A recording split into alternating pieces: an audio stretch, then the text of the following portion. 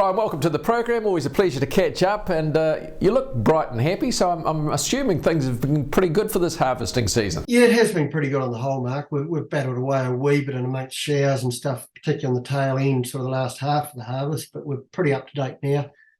Most things are in and coming in pretty good order. The grass seed, ours are later flowering grasses, but the early part of the grass seed was a real dream. We got that hot weather sort of prior to Waitangi and really good going through there. After that, we've been a bit showery here and there, sort of 2 wet days, 2 fine days, and the fine days are nice, but we've managed to get through the rest of the harvest and get it all tucked away in the silos and in seed stores. So, what about the big crops this year? Any changes from previous seasons? More wheat, for example? Or? I think we will be just a little bit more. The grass seed area this last harvest just done was quite large across the county, but by the look of it, the northern hemisphere demand has dropped off a wee bit, or quite a bit actually, and I think grass areas for the harvest coming forward will reduce a bit, and that potentially will see some of that land swing across into cereals. Demand there still looks pretty good. Obviously, we're seeing in the media things are still fairly unsettled through the Ukraine-Russia area. Food demand is only increasing, so the security of having production here is still strong. In terms of grass, I mean, obviously there's going to be a need for a lot of grass for the North Island. Do you supply? Is that a domestic thing, or does most of it go overseas? Yeah, there's sort of 2 markets. There is a domestic market, and that actually covers sort of New Zealand and Australia, so it's a bit of a southern hemisphere, I guess. And so there's quite a lot of breeding through the bigger breeding companies, which is DLF, links in with PGG, Rights and Seeds, and Barrenbred, the main ones, but Seed Force and Cropmark do a bit as well. They breed quite a bit for domestic market, and there is reasonable demand there, and that demand is holding quite good. Equally, New Zealand does a lot of reproduction of northern hemisphere varieties that goes through more into those markets. That market is quite full and reasonably flat at the moment, so demand there on that side of the market has dropped, no doubt about that, both in value and demand. And I think that value has dropped off grower interest in buying. Our cost of production has got up, and we're struggling to control that. And if they come out to us wanting us to reproduce but at low prices, the economics don't actually stack up very well for us to do that. So farmers look at other options.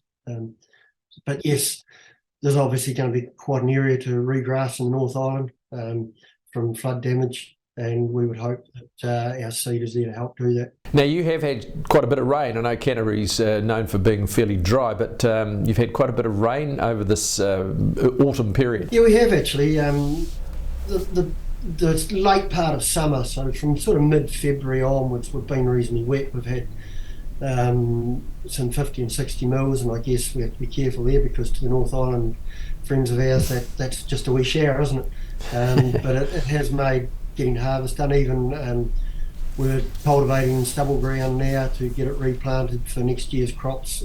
Grass going in now. Wheat will be early wheat, probably in the next 3 weeks, 4 weeks tops. We'll be getting started, and the ground conditions are reasonably wet actually.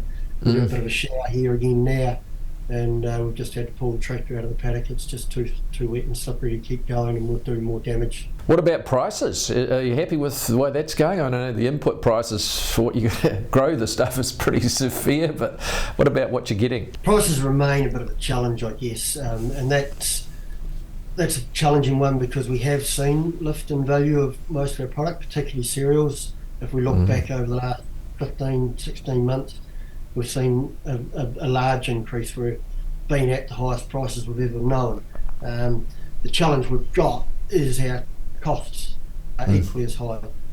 We regularly getting emails of businesses absorbing costs and saying they can absorb no longer and passing it on, so freight has gone up, irrigation costs have increased considerably. Fertilisers we saw 12 months ago, those climbed massively, and on some products doubled or more than doubled in value. Those have bounced around a wee bit up, wee bit down, but they really haven't come back much. They're still at those very high levels. So prices are strong, and I think we're all thrilled with that, but if they drop, we'd really be in the cart because those costs have not come down, and even labour a wee bit has gone up because we've seen that across all industries. Staff needs to be rewarded because cost of living is up, and so those are another impact in our businesses too.